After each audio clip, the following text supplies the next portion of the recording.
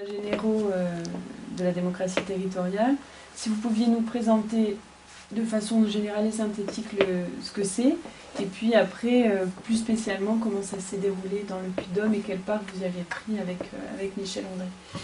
Et Alain Néry, voilà, les trois sénateurs. Alors effectivement, ces États généraux, ils ont été initiés suite aux élections remportées par la gauche en 2011, ce qui était exceptionnel puisque le Sénat n'avait jamais subi l'alternance.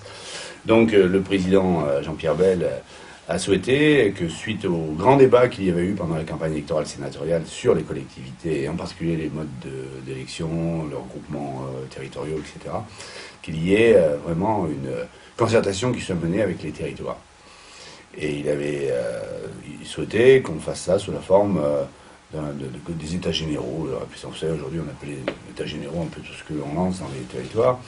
Et on a commencé par une phase départementale. Nous, ceux qui l'ont voulu, dans les 100 départements, les sénateurs pouvaient initier des réunions. Nous, on l'a fait dans le Puy-de-Dôme, au Marne de Verre. On a fait ça au mois de septembre. Donc, ça nous a permis de rencontrer, on avait invité pratiquement tous les élus de ce département. Oui, on les avait tous invités. Il y en a plus de 200 qui sont venus, donc ça montre qu'il y avait un intérêt. Ça nous a permis de leur faire dire tout ce qu'ils pensaient, d'abord le mal de la réforme précédente, puisqu'on avait dans l'idée de l'abrogation du conseiller territorial qui avait été lancé dans le précédent gouvernement, et surtout de leur faire dire quels étaient les points sur lesquels ils avaient besoin qu'on travaille plus qu'on avait fait jusque-là. Donc on a fait ça au Marne de Verre, on a eu un bon succès, c'était une bonne réunion, on a eu d'ailleurs les élus communaux, mais aussi on a eu le président du conseil général, le président du conseil régional, le préfet, enfin on avait un peu associé tous ceux qui avaient pu venir. Et puis ensuite on a travaillé au niveau national les 4 et 5 octobre avec les états généraux nationaux, avec une réunion générale au Sénat le 4 octobre qui a rassemblé en gros 2 ou 3 délégués par département. C'était cela qui était souhaité, c'était souvent les présidents de l'association d'élus, l'association des maires ruraux. Et puis le lendemain à la Sorbonne, alors là c'est la grand-messe avec l'intervention du président de la République qui a clôturé tout cela en disant d'abord tout le bien qu'il pensait de l'initiative et ensuite tout ce qu'il allait en retirer pour préparer une nouvelle loi sur les collectivités et puis une nouvelle loi aussi sur le mode de scrutin dans certaines collectivités dont la commune et le département. Donc voilà comment les choses se sont passées à l'origine. D'accord. Et sur le Puy-de-Dôme, comment ça s'est déroulé? Quels sont les partenaires qui ont été associés à cette manifestation? Alors tous les élus municipaux, intercommunaux, puisqu'on a invité les présidents de communautés, parce que là aussi elles sont bien concernées. On a invité les services de l'État, enfin l'État, le préfet et ses services, s'ils voulaient venir. Les 2 collectivités majeures que sont le département et la région, René Souchon et Jean-Louis Goudbel étaient présents. Les associations d'élus, les grandes associations comme l'association des maires de France qui est présidée par Pierrette Lafixeré au niveau du département, l'association des maires ruraux, présidée par Sébastien Goudbel donc dans le département, et nous on a une association supplémentaire, ce sont des femmes élues, donc on avait tout le monde était là. Et alors, il n'y avait pas que des maires, il y avait aussi des adjoints aux maires, des conseillers municipaux, mais, si vous voulez, parmi les 200 et quelques participants, on avait une bonne représentation de tous nos territoires. D'accord. Et quel regard vous portez sur les conclusions qui ont été apportées à la fois au niveau local et au niveau national? Si vous synthétisiez un petit peu ce qui s'est dit. Si vous voulez, on a beaucoup retrouvé au niveau national ce qui avait été dit au niveau local. Et beaucoup de mes collègues ont fait un peu la même chose dans leur département. On trouvait un fil conducteur. Les élus, aujourd'hui, se préoccupent d'abord pour les moyens de leur collectivité.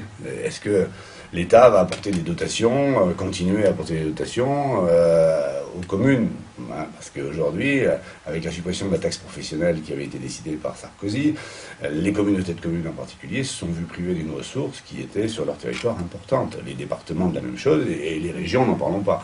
Donc il y avait toute cette inquiétude sur les moyens des collectivités et les dotations et la capacité surtout de la collectivité à prélever l'impôt, à décider de la recette fiscale. Il y avait aussi des questions concernant les normes. On a beaucoup entendu parler des normes qu'on impose en permanence aux collectivités. 400 000 normes dans ce pays, dont plus de la moitié souvent inutiles, et qui font que ça coûte, ça crée des problèmes et ça rend difficile un certain nombre de projets. Bon, voilà, vous le connaissez. Problème de la ruralité dans notre département. Nous, on en a beaucoup parlé. L'association des maires ruraux est très présente. Et puis, il y a des spécificités. On est sur un département où il y a effectivement un couloir qui est facile à faire fonctionner, celui de la Limagne. Mais on a de chaque côté deux massifs qui sont importants, avec une ruralité, et d'ailleurs avec des moyens inégaux.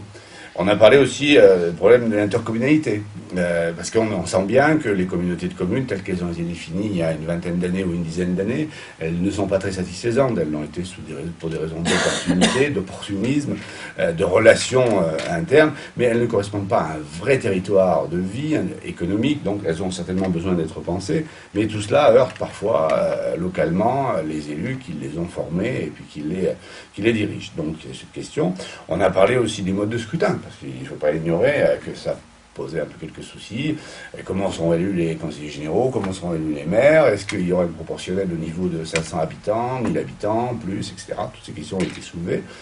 Et puis, question aussi au sujet de cumul des mandats, par exemple. Est-ce qu'un maire d'une commune de 5000 habitants, 10 000 habitants, 100 000 habitants peut continuer à être parlementaire? Ou est-ce qu'il peut y avoir nécessité que dans des petites communes, eh bien, les parlementaires continuent à pouvoir exercer des missions exécutives? Donc tout ça a été évoqué. Et tout cela a été évoqué aussi au niveau national. Donc on n'a rien inventé non plus de... D'accord. Et en quoi ces états généraux ont permis d'y voir plus clair sur la future réforme des collectivités territoriales? Donc à l'époque où les états généraux se sont tenus, la réforme n'était pas encore à l'ordre du jour. Elle n'est pas encore tout à fait non plus, puisqu'on est en train d'y travailler, elle n'est pas encore passée au Conseil des ministres, et Maryse de Branchu y travaille beaucoup, et on sait qu'il y a beaucoup de difficultés aujourd'hui à préparer un document qui soit acceptable, acceptable, et puis qui puisse correspondre à la réalité. Mais bon, on y travaille, et je pense qu'elle a beaucoup consulté, elle va y arriver. Et puis le président de la République a annoncé, évidemment, il faut faire. Eh bien, en quoi ça nous a permis de sentir d'abord ce qui revient du terrain, ce que les élus ressentent, et puis aussi, on peut se tromper parfois. La preuve, c'est que quand les élus de la majorité précédente avaient proposé le conseiller territorial, y compris parmi eux, il y en a beaucoup qui n'étaient pas d'accord avec ce conseiller territorial. On avait bien compris que c'était un petit parlementaire local qui allait être à la fois conseiller départemental, conseiller général, enfin conseiller régional, qui allait pas pouvoir avoir une proximité aussi importante que celle qu'on avait avant. Donc il y avait un vrai problème. Donc ce que l'on veut, c'est à la fois faire des économies, parce que c'est aussi question de cela, éviter des doublons, on en entend beaucoup parler, y compris dans les émissions à la télévision où on nous explique qu'il y a un millefeuille qui est insupportable, ce qui n'est pas tout à fait faux, mais ça devient maintenant une image d'Épinal que tout le monde utilise. Si chacun utilisait et faisait vraiment que ses compétences, on s'en sortirait bien. Mais comme tout le monde veut tout faire parfois, avec cette fameuse clause de compétence générale, ça pose quelquefois quelques problèmes. Donc il y a des clarifications, on l'a bien senti, mais on sent aussi que les élus des territoires sont tout à fait... concernés par ce qui se passe quand on dit eh bien on va supprimer ou modifier le mode de scrutin pour le département. Pourquoi? Parce que le Conseil général aujourd'hui est un partenaire très très très important pour les communes notamment. Et qu'on voit bien que les moyens financiers qui sont donnés aux communes, eh bien, si le Conseil général tousse, eh bien les communes elles sont enrhumées sérieusement. Et on voit bien que quand les moyens se réduisent, eh bien, les projets, à la base, les projets, c'est des emplois, c'est de l'activité. Donc tout cela est lié, et cette préoccupation-là, on l'a bien ressentie. D'accord, donc à la fois une préoccupation sur les finances, si je résume sur bien, les finances. Et une préoccupation sur la façon dont seront élus les conseillers généraux et départementaux, puisque maintenant le conseiller général va s'appeler conseiller départemental, et le projet qui actuellement est devant le Sénat, enfin qui vient d'en sortir et qui était à l'Assemblée et qui va retourner à l'Assemblée, prévoit qu'on aura un scrutin binominal dans un territoire qui sera le regroupement de cantons pour arriver à un seuil de population qui sera aux alentours de 20 000 habitants pour un département comme le nôtre, plus ou moins 20% ou 30%, et il semblerait qu'on aille aujourd'hui se mettre d'accord en commission mixte paritaire, quand on va pouvoir confronter les élus du Parlement, c'est peut-être bien un territoire qui aura 20 000 habitants aux alentours de 20 000 habitants en moyenne, plus ou moins 30% suivant un coefficient de ruralité plus ou moins important. J'espère, moi, personnellement, que ce sera 30%, pour qu'on puisse avoir des territoires environ 12 000, entre 12 et 14 000 habitants, parce que dans des territoires ruraux comme les nôtres, ensuite, ça fait des surfaces qui sont beaucoup trop grandes pour avoir de la population. Et puis que ce scrutin binominal, qui a beaucoup fait parler, qui fait beaucoup toussé l'UMP en particulier, mais pas que l'UMP aussi, y compris des partenaires à gauche, puisque eh bien, on n'arrive pas au Sénat à avoir une majorité sur ce scrutin binominal qui amène un homme et une femme sur un territoire à faire une espèce de petite équipe, comme on le fait dans le Puy-de-Dôme. Nous, à 2 hommes et une femme pour le Sénat, par exemple, on est des élus qui n'avons pas un territoire défini dans le département, mais qui avons le département à nous occuper. Et bien là, on aurait un homme et une femme qui auraient un territoire qui est un territoire départemental. À ce moment-là, on en aurait une trentaine dans le Puy-de-Dôme, hein, puisqu'il y avait actuellement 61 cantons. Il y aurait 31 territoires de cette manière. Donc 62 élus. Un homme et une femme à chaque fois, et ça rend paritaire le scrutin départemental, dont il a bien besoin, puisque on a aujourd'hui une moyenne de moins de 15% de femmes dans les départements, dans les conseils généraux. Et qu'est-ce qui coince au Sénat sur ce scrutin-là? Les arguments, si vous deviez les résumer? Ce qui coince, je ne sais pas, j'espère que c'est pas la défiance vis-à-vis des femmes, j'espère que non, mais je crois qu'on n'en est plus là aujourd'hui. Non, ce qui coince, c'est que, vous voyez, quand on passe de 15% en moyenne en France de femmes dans des assemblées pour arriver à 50%, mais ça fait supprimer 35% d'hommes. Et souvent dans les assemblées, qu'elles soient le Sénat ou l'Assemblée nationale, mais encore peut-être plus le Sénat, eh bien ce sont des hommes qui font la loi et qui ont une forme de résistance, parce que souvent ils cumulent en plus un mandat. Vous savez, chez nous, au Sénat, il y a 35 présidents de conseils généraux qui sont sénateurs. Donc ils ont à la fois leur mot à dire en tant que sénateurs, mais ils le disent aussi parfois en tant que président de conseil général. Donc il y a des résistances à cela, et qui pourtant est légitime, puisque c'est normal qu'il n'y ait pas une assemblée comme ça qui soit aussi disproportionnée en genre.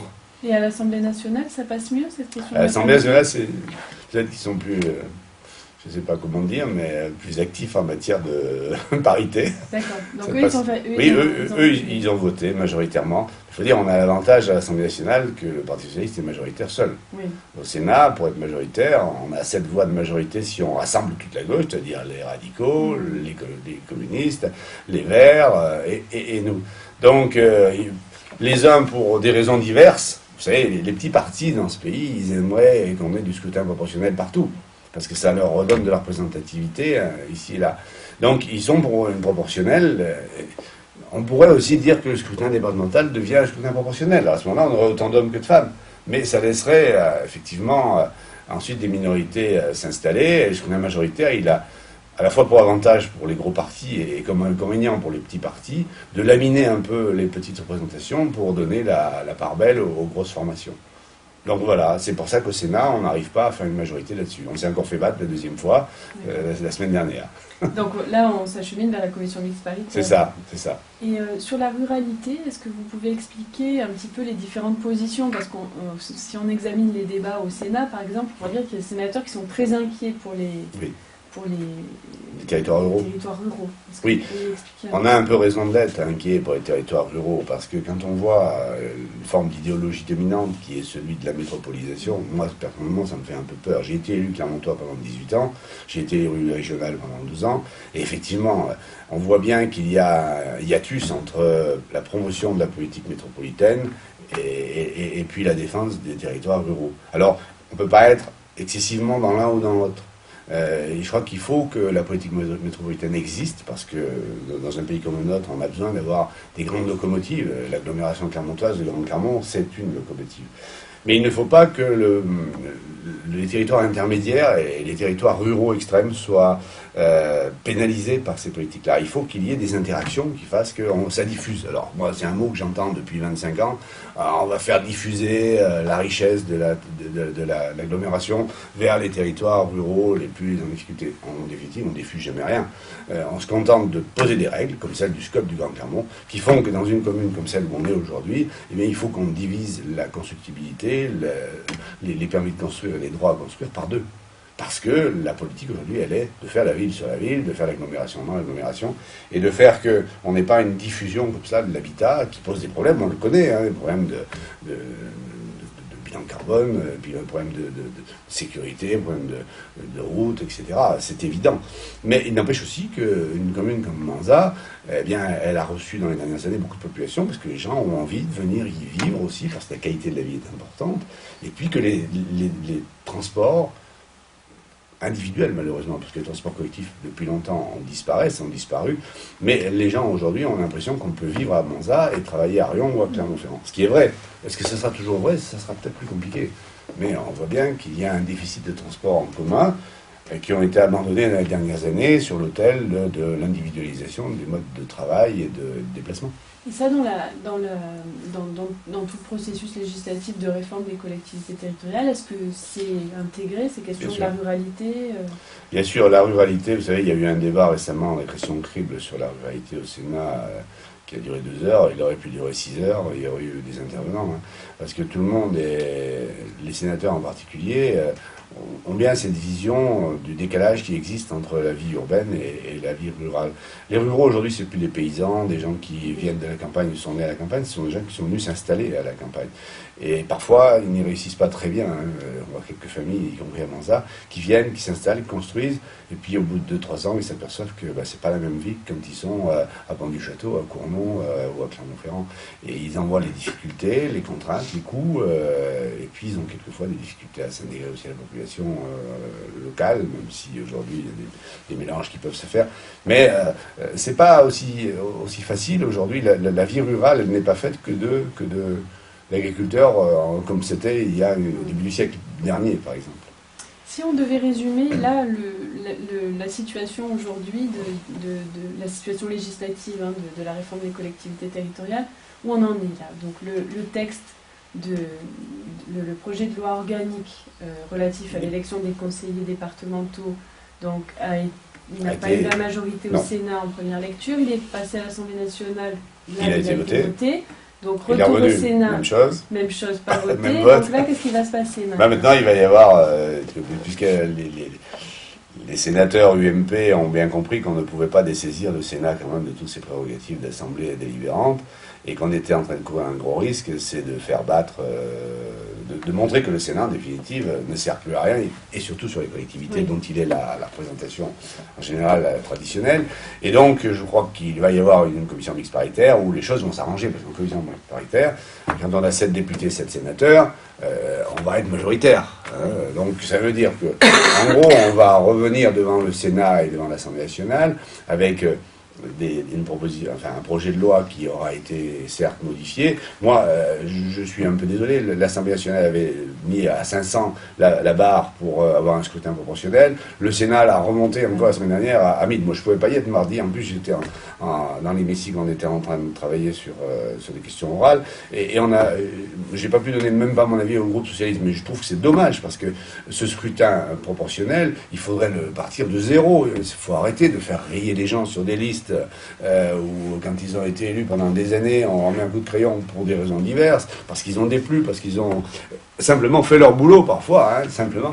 Et voilà, et donc cette chose-là, là aussi, va être mise en question. J'espère, je ne sais pas si l'Assemblée nationale va revenir à 500. En tout cas, tout ça, ce sont des débats qui vont lier en commission mixte paritaire. Et on sortira, j'espère, de la commission mixte paritaire avec un texte qui pourra être voté et par l'Assemblée et par le Sénat. Et à partir de ce moment-là, la réforme territoriale, enfin des scrutins territoriaux sera faite.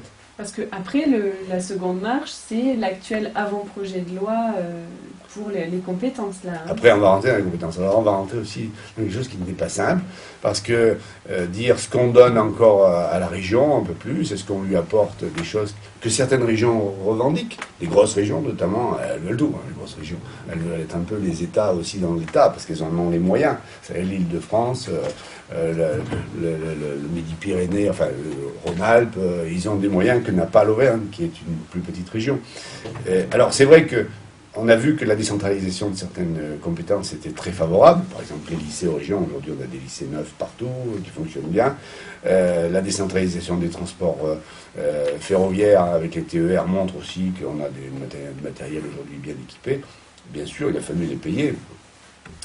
Les collectivités se sont un peu endettées là-dessus, mais il y a certainement des choses qu'il faut toiletter dans les compétences. Et il faut certainement arrêter que toutes les collectivités veuillent faire de l'économie, par exemple. Il faut peut-être bien se dire que la région, comme elle devait l'être en 2004 dans la décentralisation acte 2, soit vraiment le chef de file, et que les départements arrête un peu d'en rajouter, que les collègues... Alors, il y a certainement un échelon qui est inévitable, celui de la communauté de communes pour faire une économie, mais c'est de l'économie locale, c'est de l'économie sous l'autorité, entre guillemets, de la région, même si aucune collectivité ne peut avoir d'autorité sur l'autre. Mais il y a certainement des cohérences dans les compétences à retrouver.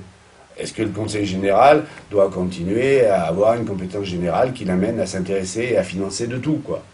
C'est vrai qu'il a une compétence sur le social qui est indiscutée, indiscutable, mais ça lui coûte très cher. Est-ce qu'il peut continuer à faire d'autres choses? Bon, mais après, autant de présidents de conseils généraux, parfois autant d'avis aussi.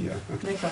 Et ça, donc, c'est un texte qui est, pour l'instant, encore... Qui n'est pas encore sorti parce que je ne vous cache pas qu'il doit faire grincer quelques dents. Et même s'il a fait des tentatives de sortie, il a été remisé pour pouvoir être retravaillé. Donc, il est encore sur le métier. C'est ça.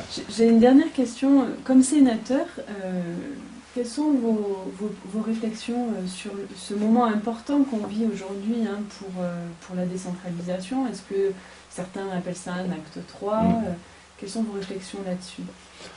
Écoutez, quand on a fait notre campagne électorale et sénatoriale, on était très ambitieux par rapport à tout ça, parce qu'on sentait vraiment qu'il y avait des choses à traiter et que c'était fondamental.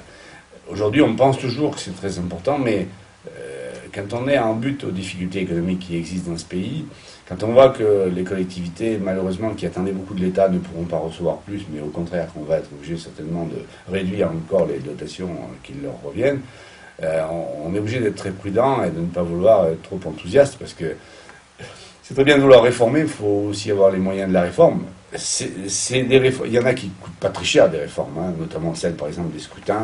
Ça peut se faire sans coûter. Ça ne coûte pas cher en argent, ça coûte cher après en personnes, parce que ça fait changer un peu les personnes, mais ce qui n'est pas plus simple d'ailleurs. Mais il y a certainement beaucoup de choses qui doivent être faites.